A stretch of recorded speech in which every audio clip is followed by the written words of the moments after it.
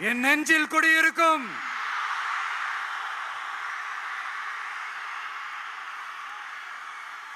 புதுச்சேரி மக்கள் உங்கள் அனைவருக்கும் என்னுடைய வணக்கம். வணக்கம் வணக்கம். எல்லாரும் எப்படி இருக்கீங்க?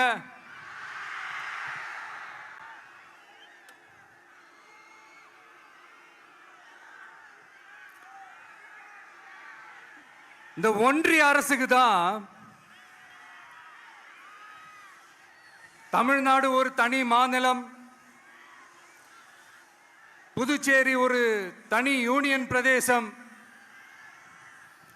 அவங்களுக்கு தான் தமிழ்நாடு தனி, புதுச்சேரி தனி, இப்படிலாம் இருப்பாங்க.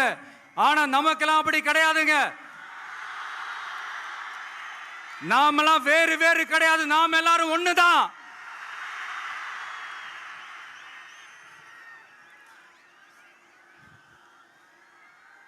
தமிழ்நாடும் புதுச்சேரியும் தனித்தனியாக இருந்தாலும் நாம் எல்லாரும் ஒண்ணுதான். நாம் எல்லாரும் சொந்தம் தான்.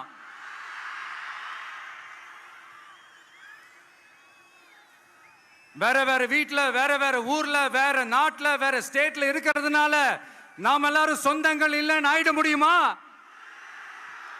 அது எப்படி முடியும்? இப்ப பாத்தீங்களா, ஒருத்தருக்கு ஒருத்தர் பார்த்துக்கும் போது அந்த பாச உணர்வு, அதுதாங்க. அது மட்டும்தான். அது இருந்துட்டாலே போதும், வேற எதுவுமே தேவையில்லை.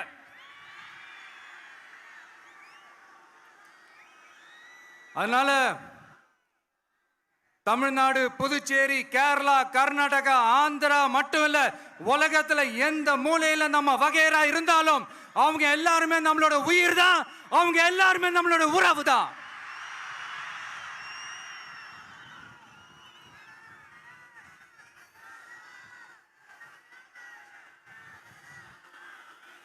புதுச்சேரினாலே உடனே ஞாபகத்துக்கு வர்றது மணக்குள விநாயகர்,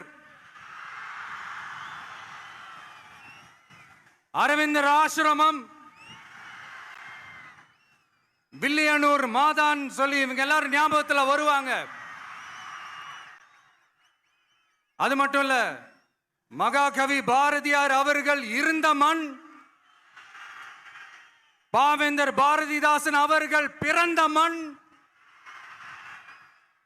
அது மாதிரி இன்னும் சிறப்புகளை அடுக்கிக்கிட்டே போலாம்.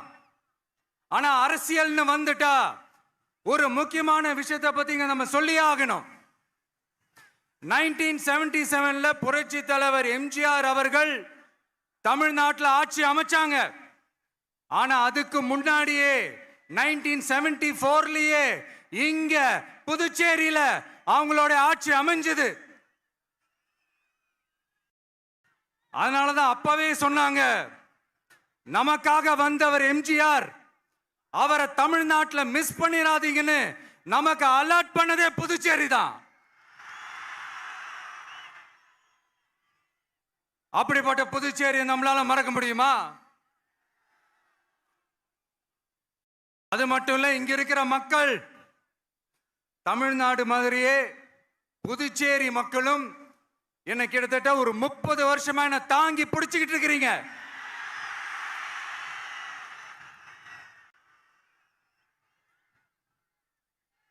அதனால இந்த விஜய் தமிழ்நாட்டுக்கு மட்டும்தான் குரல் கொடுப்பான்னு நினைக்காதீங்க.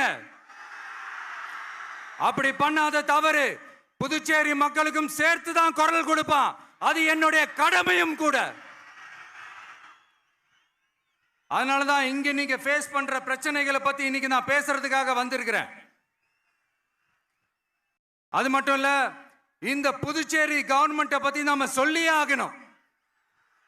இது டெஃபினட்டா தமிழ்நாட்டில் இருக்கிற மாதிரி நம்ம திமுக கவர்மெண்ட் மாதிரி கிடையவே கிடையாது.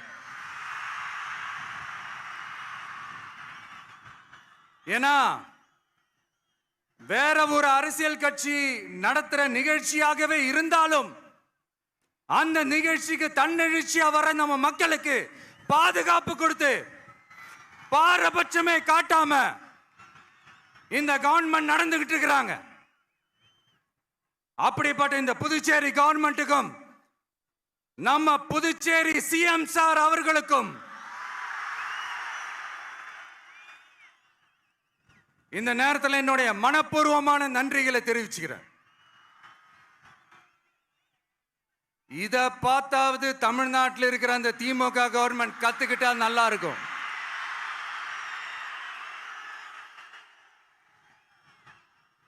ஆனா அவங்க கத்துக்க மாட்டாங்க. பரவாயில்ல, வரப்போற எலெக்ஷன்ல 100% கத்துக்குவாங்க. அத நம்ம மக்கள் பார்த்துக்குவாங்க.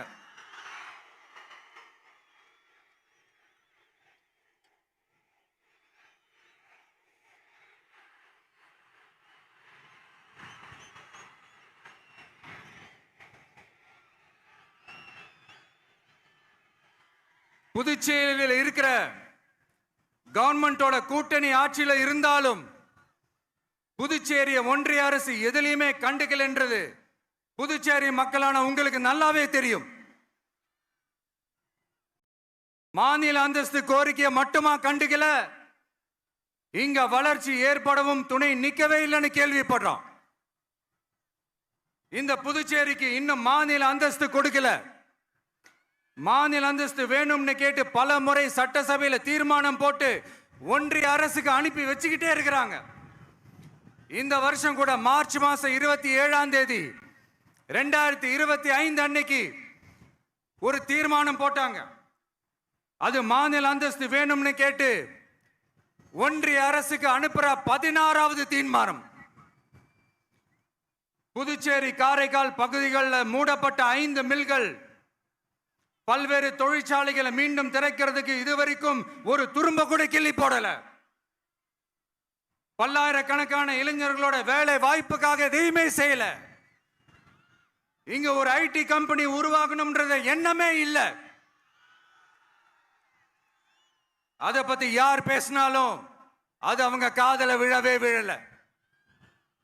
இங்க ஒரு அமைச்சரை ஊழல் குற்றச்சாட்டுல பதவி விட்டு நீக்கப்பட்டு அந்த இடத்துக்கு இன்னொருத்தரை நியமிச்சு 200 நாள் ஆச்சு.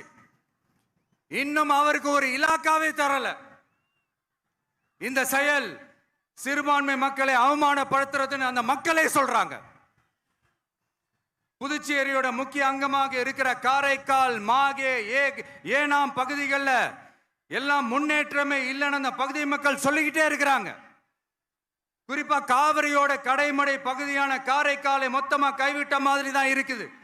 இது எல்லாமே முன்னேற்றம் அடையணும். டூரிஸ்ட் பிளேஸ் ஆன புதுச்சேரியில போதுமான அளவு பார்க்கிங் வசதி இல்ல, போதுமான அளவு கழிப்பறை வசதி இல்ல. இதெல்லாமே மேம்படுத்தணும். புதுச்சேரி கடலூர் மார்க்கமான ரயில் திட்டம் வேணும்ங்கிறது நீண்ட கால கோரிக்கை. புதுச்சேரி மக்களுக்கு ஒன்னே ஒண்ணுதான் சொல்லணும், இந்த திமுகவை நம்பாதீங்க. அவங்களுக்கு உங்களை நம்ப வச்சு ஏமாத்துறது தான் அவங்க வேலையே. நான் சொன்ன பல கோரிக்கைகளை எல்லாம் தீர்த்து வைக்கிறதுக்கு நம்ம புதுச்சேரி கவர்மெண்ட்டுக்கும் அதோட மக்கள் திட்டங்களுக்கும் ரொம்ப அக்கறையா உண்மையா துணை நிக்கணும். தமிழ்நாட்டை ஒதுக்குற மாதிரி புதுச்சேரியும் ஒதுக்க கூடாதுன்னு நாங்க கேட்டுக்கிறோம். கிட்டத்தட்ட 20 லட்சம் பேர் வாழ்ற யூனியன் பிரதேசமான புதுச்சேரி மத்திய நிதி குழுவில் இடம்பெறவில்லை. அதனால் மாநிலங்களுக்கான நிதி பகிர்தல் அடிப்படையிலும் யூனியன் பிரதேசங்களுக்கான நிதி பகிர்தல் அடிப்படையிலும் புதுச்சேரிக்கு நிதி ஒதுக்கப்படுவதில்லை.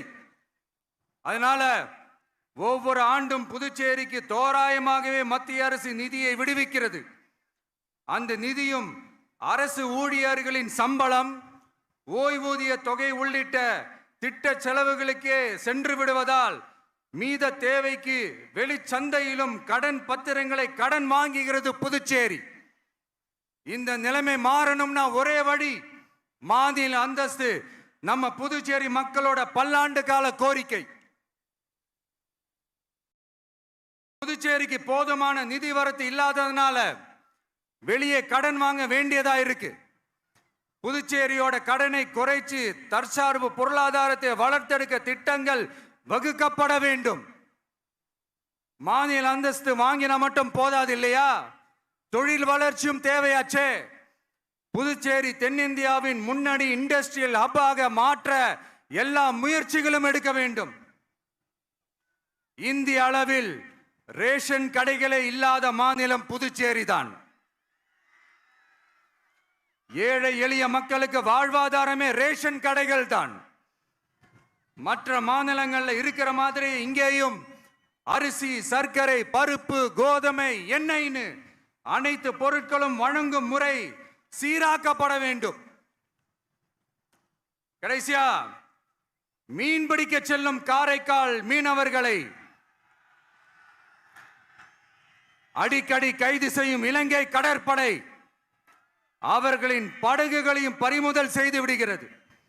அதனால் நீண்ட போராட்டங்களுக்கு பிறகு அவர்கள் விடுவிக்கப்பட்டாலும் படகுகள் கிடைக்காததால் படு மோசமான நிலைக்கு தள்ளப்படுகின்றனர். இந்த நிலை மாற வேண்டும். நான் மறுபடியும் சொல்றேன், இந்த விஜய் புதுச்சேரி மக்களுக்காகவும் எப்பவும் துணை நிற்பான்.